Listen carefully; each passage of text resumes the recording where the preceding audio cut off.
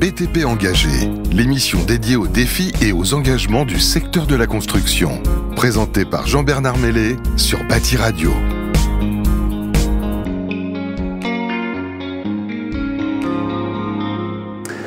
Bonjour à toutes et à tous et bienvenue sur le BTP Engagé sur Bâti Radio. Numéro spécial parce qu'on est en direct de Batimat. Ça y est, le salon qu'on attendait tous depuis 2 ans est enfin là. Et ça a démarré hier, 30 septembre, c'est jusqu'au 3 octobre. Vous le savez, c'est plus de 1200 exposants, 120 000 visiteurs. Dites-moi en commentaire si vous êtes là, si vous êtes venus nous voir. En tout cas, si ce n'est pas encore le cas, vous êtes en train de rater quelque chose. Il faut vite corriger le tir. Et moi, je suis super heureux de vous présenter aujourd'hui un sujet qui me tient à cœur, porté par une des plus belles marques françaises, un groupe industriel qui est un des leaders mondiaux dans la motorisation et l'automatisation des fermetures et des ouvertures de l'habitat. On va parler de la stratégie de Somfy pour faire face au réchauffement climatique. Et j'ai le plaisir et l'honneur d'avoir en invité aujourd'hui Bruno Barlet, directeur de la RSE pour Somfy Group. Comment vas-tu, Bruno? Je vais très bien, merci Jean-Bernard. Bon, tu as passé un bon premier jour de salon, comment ça s'est passé? Bon premier jour, le lundi c'est le tour de chauffe, donc exactement. C'est encore un peu calme, mais là je sens ce matin que l'énergie des grands bâtiments est là. Ah, ça c'est bon, ça, tu en as fait quelques-uns? J'en ai fait quelques-uns, oui, on peut dire ça comme ça. Bon, super. Bruno, est-ce que tu peux te présenter Somfy en quelques mots? Bien sûr, donc Bruno Barlet, je suis directeur RSE du groupe Somfy. J'ai rejoint Somfy il y a 8 ans et demi et je suis un vieux routier du bâtiment, si je peux dire, de l'industrie du bâtiment, parce qu'auparavant j'étais chez Legrand. Et donc Somfy, c'est le spécialiste de l'automatisation de tout ce qui s'ouvre et se ferme dans les bâtiments. Et notamment le cœur historique et aujourd'hui toujours actuel, mais probablement même futur de l'activité, c'est les systèmes de protection solaire sur les vitrages. On y reviendra tout à l'heure, qui jouent un rôle et joueront un rôle de plus en plus crucial dans les bâtiments pour participer à avoir un bouclier thermique été-hiver optimisé, automatisé, puisque finalement la première énergie qu'on devrait considérer sur la planète, c'est le soleil. Tout à fait. C'est une énergie disponible et gratuite tous les jours. Voilà, partout dans le monde. Et donc, une des questions, ça va être comment utiliser le soleil, comment le bâtiment absorbe l'énergie solaire gratuite en hiver et s'en protège lorsqu'elle est excessive en été, par exemple. Exactement. Et voilà, il y a plein d'autres choses autour de ce sujet. Et je suis directeur RSE du groupe depuis 9 mois, après un parcours plutôt dans les métiers du commerce, de la stratégie, dans différents domaines. Très heureux d'occuper cette position à ce moment-là de l'histoire, parce qu'on est vraiment à un moment de virage qu'il faut prendre vite et bien, parce qu'il y a vraiment urgence. Je suis tout à fait d'accord, on a besoin de tout le monde, des politiques, des industriels, des entreprises, des grosses, des petites, des consommateurs, on a besoin tous de changer, on parlait tous les deux de nos habitudes, il faut qu'on change vite si on veut atteindre nos objectifs de décarbonation et inverser la tendance. Alors justement, je voulais qu'on parle du réchauffement climatique, parce que on a encore beaucoup de médias et beaucoup de personnes qui pensent que c'est une invention, que ce n'est pas réel. Et alors quand une entreprise, avec l'ampleur de Somfy, qui communique et qui a une vraie stratégie pour lutter contre le réchauffement climatique, je voulais avoir votre position par rapport à ce phénomène et quelle est votre vision par rapport à ça. Petit clin d'œil, on a Climate Sense avec l'aventurier Christian Clot qui est là pour faire vivre une aventure immersive, pour voir ce que ça serait la vie à plus de 50 degrés. Voilà, quelle est la position de Somfy par rapport à tout ça? Elle est très claire et elle n'est pas nouvelle. Elle est très claire. Elle est que il y a des scientifiques. On estime aujourd'hui qu'à peu près 40% de la population mondiale est encore climato-sceptique. 40%, c'est énorme. Une petite moitié des gens disent « Bon, ce truc-là, est-ce que c'est aussi vrai que ça et est-ce que c'est vraiment réaliste ?» Les chiffres sont simples et très clairs. La concentration d'oxyde de carbone, de monoxyde de carbone dans l'atmosphère, exprimée en parties par million, c'est la façon dont les scientifiques mesurent la densité de carbone dans l'atmosphère, a atteint en 2024 426 parties par million. 426 parties par million, ça ne parle pas au grand public. Ce qu'il faut retenir, c'est 426, c'est le point le plus haut depuis 14 millions d'années. Wow. Et les carottages glaciaires des pôles, qui sont la seule mesure qu'on puisse faire de l'histoire de la densité de carbone dans l'atmosphère, ont porté sur 800 000 ans d'histoire de la glace et sur 800 000 ans des années passées, 800 000 ans en arrière. La densité n'a jamais dépassé 300 ppm et elle a oscillé entre 200 et 300. Donc l'histoire de la planète, l'équilibre chimique de la planète est bouleversé par nos émissions de carbone qui sont complètement folles. On a perdu le contrôle de la machine. On a fait n'importe quoi, il faut se le dire, depuis à peu près un siècle ou presque deux. Et donc il faut... on peut se dire, il y a 30 ans, 40 ans, lorsque le GIEC a été créé, on n'était pas conscient, on ne savait pas. Aujourd'hui, les faits sont là. Le réchauffement, il a allègrement dépassé 1 degré par rapport aux températures pré-industrielles. On est en train de bientôt friser les 1,5. Donc, il y a une véritable urgence. Donc, Somfy est totalement mobilisé là-dessus. Ce n'est pas tout à fait nouveau. Dès 2015, Somfy a créé Act for Green, qui était son label d'éco-conception, pour utiliser des matériaux dans de bonnes conditions, limiter son impact et réduire la consommation d'énergie de ces produits, puisqu'on fait des moteurs, notamment, qui sont alimentés en énergie électrique. Et donc, on a fait déjà cet effort d'éco-conception. Aujourd'hui, 70% pratiquement de nos produits sont labellisés Act for Green. Et on va continuer. On a un plan, on y reviendra tout à l'heure, extrêmement ambitieux pour réduire notre impact et contribuer positivement. Et la difficulté, les gens, s'il y a encore des climato-sceptiques, c'est que c'est un peu effrayant. L'humanité se retrouve face à une situation inédite où elle se dit potentiellement, on nous explique que notre avenir est potentiellement en danger. Bon, voilà, c'est très inconfortable. Et pour autant, on a envie de continuer de voyager tout le temps aux quatre coins du monde, de ne pas changer sa consommation, de ne pas changer ses habitudes. Il faut changer. Il va falloir changer beaucoup de choses. Okay. Le changement, c'est inconfortable, mais en même temps, je trouve que c'est grisant d'inventer un nouveau monde. Tout à fait. C'est passionnant. Tout à fait.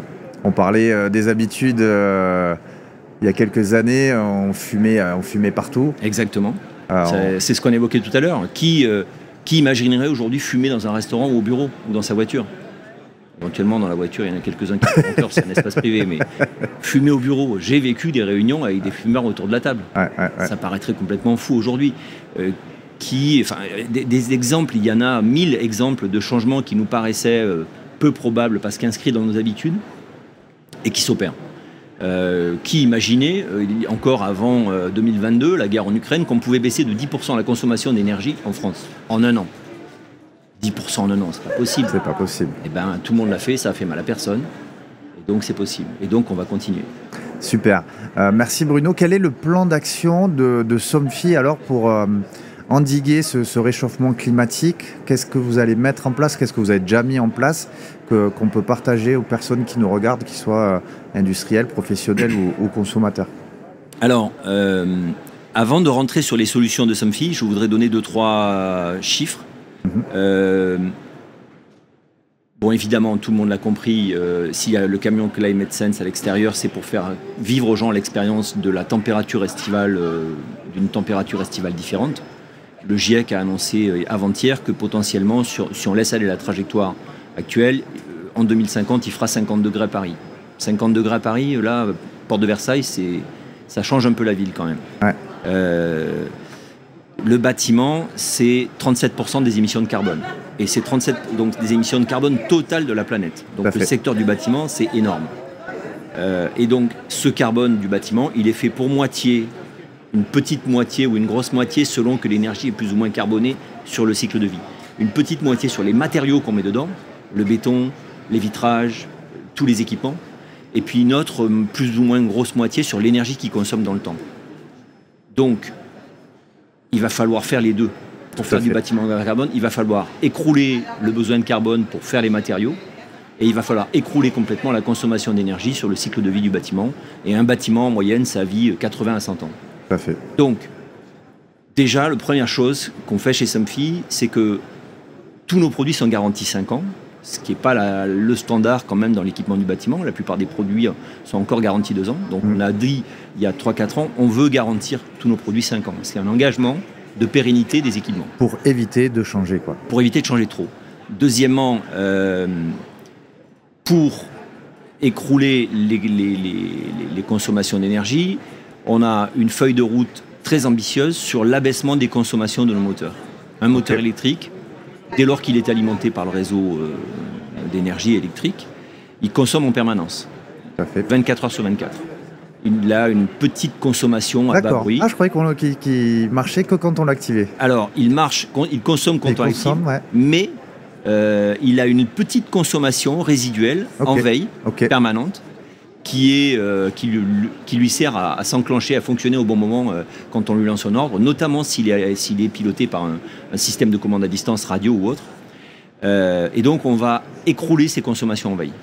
Et ça, c'est un plan sur les 3-4 années qui viennent pour réduire massivement, puisque finalement, sur un cycle de vie de moteur d'une quinzaine d'années, on les garantit 5 ans, on estime qu'il dure 15 à 20 ans. Sur ces 15 à 20 ans, les 2/3 de l'énergie, elle est sur le cycle d'énergie, sur l'usage en fait. Oui, tout à fait. Sur l'énergie consommée. Donc on va travailler à fond sur cet abaissement des consommations. Le deuxième sujet sur lequel on travaille, c'est la longévité de nos produits. Je donne un exemple. Il y a un fort développement en France et bientôt, plus ou moins partout dans le monde, de moteurs alimentés avec des batteries. Les batteries sont au cœur de toute la transition énergétique, puisqu'on va faire des voitures avec des batteries, des équipements domestiques avec des batteries, des moteurs de volets roulants avec des batteries, etc. On met des batteries partout. Il y aura d'ailleurs une certaine limite à ça. Il va falloir recycler les batteries parce qu'on n'aura jamais assez de matériaux pour faire tout ça et renouveler tout le parc automobile avec des batteries. C'est physiquement impossible. Mais donc, ce qu'on fait, nous, c'est que jusque-là, on a annoncé une durée de vie des batteries pour 8 ans. Ça, c'est ce qu'on avait fait il y a 10-15 ans quand on a lancé les premiers moteurs. On avançait un peu dans l'inconnu, on ne savait pas où on allait. On a lancé 8 ans de cycle de vie. On a fait des études récemment qui démontrent qu'on va probablement pouvoir porter à 15 ans ce cycle de vie. Donc on va pratiquement doubler la longévité de nos batteries. Et ça, il va falloir le faire pour tout.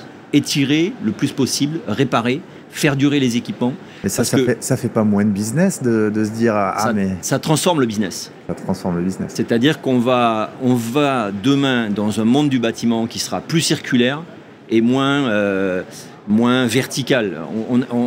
On a fait un monde où on prenait des matières premières, on les transformait, ça fait du carbone tout ça.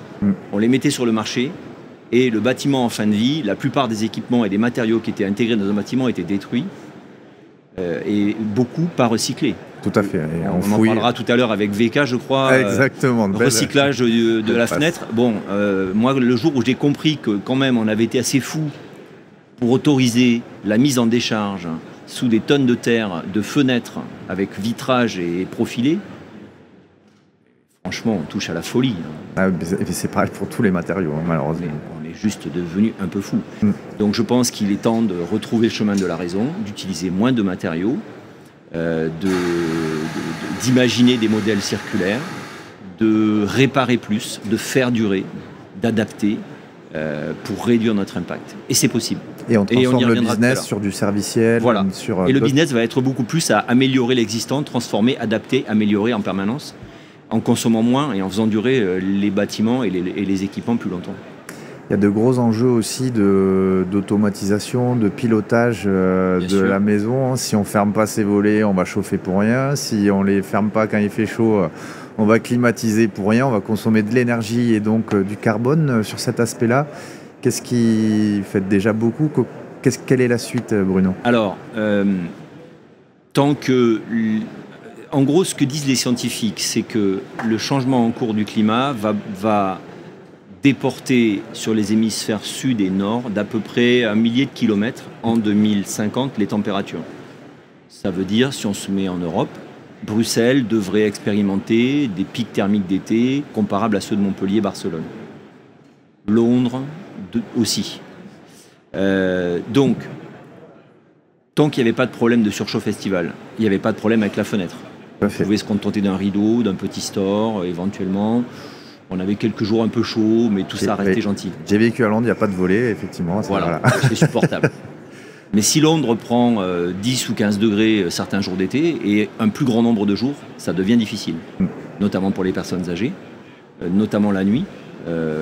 Voilà, le jour, la nuit, le cycle de la température. Tout ça est amplifié aussi par le fait que, comme on a beaucoup urbanisé et qu'on a beaucoup artificialisé les villes, elles stockent plus la chaleur. Cette chaleur est restituée la nuit.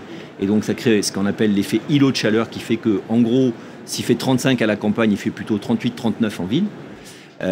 Et donc, il y a 3 enjeux clés, je crois, et en tout cas c'est ce que publient tous les gens qui ont étudié en profondeur le sujet. Déjà, arrêter l'artificialisation, revégétaliser les villes. Priorité absolue. Deuxième priorité, isoler les bâtiments beaucoup plus pour qu'ils aient plus d'inertie thermique et qu'ils réagissent moins vite, qu'ils amortissent un peu le choc. Troisième priorité, protéger les vitrages.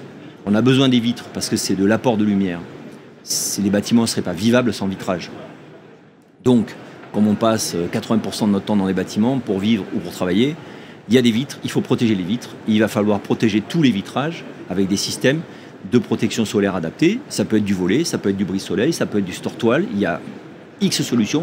Et il faudra pour le moment en inventer avec toute notre filière, inventer de nouvelles solutions encore plus faciles à poser, à intégrer dans des bâtiments qui n'ont pas été prévus pour ça. Exactement. Parce qu'en Grande-Bretagne, il n'y a pas d'alimentation électrique sur les murs. Aux Pays-Bas non plus, il y a des fenêtres et il n'y a rien pour alimenter. Donc il faut qu'on imagine là aussi les solutions autonomes sur l'énergie solaire peuvent être très pertinentes. Et qu'est-ce que ça permet de faire, notamment cette protection des vitrages? On estime que selon le type de bâtiment, c'est minimum 10% d'économie d'énergie. Et ça peut atteindre 20 voire 30% selon les bâtiments et leur emplacement et leur niveau de performance. On sait tous que le bâtiment, il n'y a pas un bâtiment qui ressemble à l'autre. On est tous, c'est pas standardisé le bâti. Donc c'est très contextuel, c'est très local, mais le potentiel d'économie et de confort apporté par cette automatisation des protections solaires est massif. Tout à fait. Massif. Et alors quels sont les challenges pour y arriver? Tu parlais de filières, voilà, il y a ceux qui fabriquent les matières premières que vous utilisez, il y a les installateurs qui prescrivent et installent les produits. Dans la RSE, voilà, il y a tout un enjeu autour de l'écosystème. Par rapport à ce challenge, comment vous voyez les choses? Je pense que là, on est dans le moment où la prise de conscience s'accélère. J'étais impressionné en faisant un premier tour hier sur Batimat de voir à quel point la tonalité des messages de tous les industriels a changé. Donc la prise de conscience, elle est là quand même de plus en plus forte. Donc je pense que cette première étape-là est en train d'être atteinte, d'être faite. La deuxième, je pense, priorité, il peut y avoir le choix des mauvaises solutions. Par exemple, il fait chaud, je mets un climatiseur. Et oui, c'est ça. J'ai rien contre les fabricants de climatiseurs, c'est pas ça le sujet, mais il faut faire les choses dans le bon ordre. Avant d'avoir mis un climatiseur, assurons-nous qu'on a bien isolé et bien protégé du soleil. La meilleure énergie, c'est celle qu'on ne consomme pas. La priorité numéro 1 de tout, c'est sobriété, sobriété, sobriété. Faire avec le moins possible. Le moins possible de matériaux, le moins possible d'énergie, le moins possible de tout. Et donc, il va falloir s'habituer à cette logique de pensée sobriété, faire avec le moins de surface, faire avec le moins de matériaux, faire avec le moins d'énergie possible pour limiter notre impact. Ce qu'on a aussi parfois du mal à imaginer, c'est l'impact sur la planète qu'a eu l'accroissement de la population. On est en 2024, on est 8 milliards, il y a un siècle on était 2 milliards. Donc on a fait x4. C'est énorme. Voilà, la population mondiale a fait x4 en un siècle et elle a explosé son niveau de vie et son rythme de vie à tous les points de vue. Donc voilà, je crois que l'équation elle est simple, il faut juste serrer les freins très vite et inventer de nouvelles façons de vivre, de construire, de rénover, d'habiter. Voilà, le champ des choses à faire est colossal, mais sur le bâtiment, c'est assez simple. Isoler, protéger les vitrages, écraser les consommations. Il y aura une consommation résiduelle, évidemment. Elle sera électrique, le plus possible décarbonée. Aujourd'hui, dans le monde, encore 60% de l'énergie électrique est faite avec du carbone, charbon, gaz. Il va falloir arrêter cela aussi. Voilà, ça c'est à la fois, ça paraît presque inaccessible, et en même temps, pas à pas, si on est méthodique, on va le faire. On va y arriver. On va le faire. Super. Si on ouvre un peu au niveau RSE, dans sa globalité, quels sont les grands axes de votre feuille de route RSE? Alors, on a 4 chantiers prioritaires, 4 domaines d'action. Le premier, c'est notre stratégie carbone-climat. Divisé par 2 d'ici 2030, notre empreinte carbone en intensité, c'est-à-dire à iso-volume. Par moteur vendu, si aujourd'hui on émet 100, demain on veut émettre 50. Très bien. Première priorité. Ça, c'est d'ici 2030. Et après, on va continuer. Donc, dans cette stratégie carbone, il y a ce travail sur les consommations d'énergie, comme je le disais tout à l'heure, c'est-à-dire que l'empreinte carbone, c'est pas que l'énergie que consomme le moteur, c'est aussi les matériaux qu'il utilise. Bien sûr. Donc c'est un travail sur l'énergie consommée sur le cycle de vie et les composants, les matériaux utilisés dans sa fabrication. Il y a vraiment ces deux composantes. Un tiers du carbone est dans les composants et les matériaux utilisés, et les 2 tiers dans l'énergie consommée pendant 15 ans. Le deuxième chantier, il est humain. Pour nos équipes et pour l'écosystème qui nous entoure là où nous travaillons, en France et ailleurs. Il y a 20 ans, on a créé la fondation Somfy. Somfy était un peu précurseur à l'époque. Il y avait assez peu de fondations dans les entreprises du secteur du bâtiment à l'époque. Cette fondation, elle s'est dans un premier temps polarisée sur l'aide au mal logement, à travers notamment la création du fonds de dotation Les Petites Pierres, qui a été créé il y a 10 ans, et qui collecte de l'argent, du crowdfunding. C'est une plateforme de crowdfunding qui collecte de l'argent pour aider des associations qui montent des projets d'habitat pour des gens en difficulté. Donc là, moi, Eldo ou Jean-Bernard, je peux faire des dons pour les petites pierres pour faire de la rénovation. Absolument. Okay. De la rénovation à vocation sociale. À vocation sociale. Pour des projets portés par des associations qui se battent pour toutes sortes de gens en situation précaire qui ont besoin de mieux habiter. Et la Fondation ne se concentre pas là-dessus seulement, elle a aussi un rôle environnemental, elle a un rôle dans l'engagement des salariés de Somfy. Donc Somfy, c'est à peu près 6000 personnes. L'année dernière, 10% de nos effectifs, 600 personnes, se sont engagées dans des journées solidaires. Génial. Donc on autorise nos équipes à prendre une journée par an, jusqu'à 3 jours par an, pour aller donner du temps pour des associations à l'extérieur qui vont protéger l'environnement, aider les gens, faire du social. Parce que l'entreprise, elle fait partie aussi d'un écosystème. On peut pas... Une entreprise, c'est pas hors sol. Une entreprise, c'est des gens qui travaillent et vivent autour. C'est des jeunes bien formés dans des bonnes écoles. S'il n'y a pas les bonnes écoles, on n'a pas les jeunes bien formés, on n'a pas les équipes au bon niveau. C'est tout un écosystème. Donc, pour qu'un pays fonctionne bien, l'entreprise doit aussi prendre sa part à la vie sociale. Et ces actions-là ont un rôle clé à jouer dans l'engagement collaborateur, dans le recrutement. Absolument. La filière a des gros enjeux de recrutement, a du mal à attirer. Et j'ai interviewé Jean-Benoît Zachary, qui est menuisier, qui est très actif d'un point de vue recyclage. J'ai vu son interview qui est super bien faite. Voilà, qui est super. Et il disait que lui, le premier bénéfice de l'engagement de son entreprise, c'est pour recruter des poseurs. Je ne connais pas une entreprise du bâtiment qui n'a pas besoin de recruter des poseurs. Donc, c'est clair. À tous les niveaux, c'est important. C'est très important. Et puis, moi, j'ai commencé à bosser dans les années 80, fin des années 80. À l'époque, on ne se posait pas ces questions-là. Ah bah non. On était, je bosse, voilà, c'est mieux si je m'éclate et si je m'éclate et je gagne de l'argent, etc. Voilà. Et puis, accessoirement, je gagne de l'argent, c'est pas tout à fait négligeable. Mais on ne se posait pas les autres questions. Aujourd'hui, les jeunes se posent d'autres types de questions. Que fait cette entreprise? Est-ce qu'elle est responsable? Sur quoi elle s'engage? Quelles sont ses valeurs? C'est quoi la culture? Et donc, ça, moi, je trouve ça super, parce que ça veut dire que les jeunes, ils ont une conscience beaucoup plus développée, beaucoup plus forte du sens de ce qu'ils font, quoi. Exactement. Et puis de leur avenir. Donc, notre deuxième chantier, c'est people, c'est les gens, la fondation, nos équipes, l'engagement de nos équipes pour le bien commun. Notre troisième chantier, j'ai dit il y en a 4. Notre troisième, c'est investir dans des entreprises, des activités qui réparent, maintiennent les équipements de protection solaire. Donc il y a 3 ans et demi, on a pris une participation au sein de Reparstor, comme tu le sais. Parfait.